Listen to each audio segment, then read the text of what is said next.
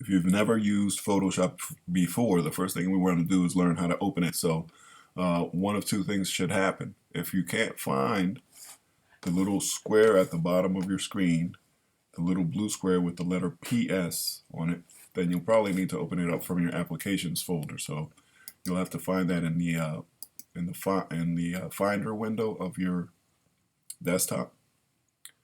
If you go into the applications folder, you should be able to go in there and find Photoshop.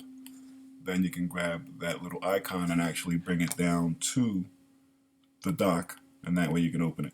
If you see this down here, which you should be able to see, little blue square with the PS on it, you click on that and that should open up Photoshop for you. So I wanted to go over a few of the different parts, sections of Photoshop so that you can become a little familiar with how to use it. The first thing I'm going to look at is on this left side, all the way on the far left side of the application, you'll find your tools list or your tools menu. If you hover over any one of these little icons, you'll notice that it'll tell you the name of that particular tool. So you want to start to become familiar with what each one of those tools are called. And the other thing you'll notice is when you hover over it, not only will it give you the name, but it'll give you a letter in parentheses. And that's actually going to be the shortcut, the keyboard shortcut for that particular tool. You should become familiar with those as well. The more and more you use this, the more familiar you'll become with these keyboard shortcuts, the better you'll become at working quickly and efficiently in Photoshop. So that's your tools on your left side. On your far right side, you'll notice these right here these are called layers. You'll notice this little tab that tells you that this is the layers panel. And the way I want you to remember this is that it's kind of like an onion. So if you peel off one of the layers of an onion, underneath there's another layer, and underneath that layer there's another layer. And so it's very similar the way that Photoshop works.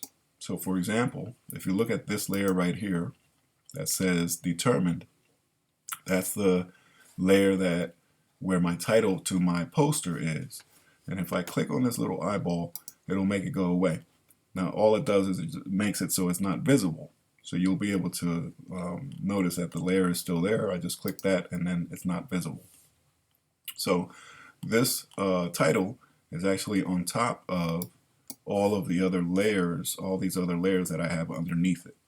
So for example, if I take this layer and I put it, so let me demonstrate this. If I use my move tool and I take this title and I put it here, you'll notice that it'll be on top of all of those images. But as I start to move it down so that it's under some of these layers, you'll notice that those layers will start to become on, they'll start to be on top of that layer that has my title. As I move this down, you'll notice all those other pictures will start popping out in front. And so that's important for you to understand how this works, because you don't want something, if you don't want something to be covered, you don't want it to be on the bottom layer. If you want something to be seen, it should be on the top layer or at one of the top layers.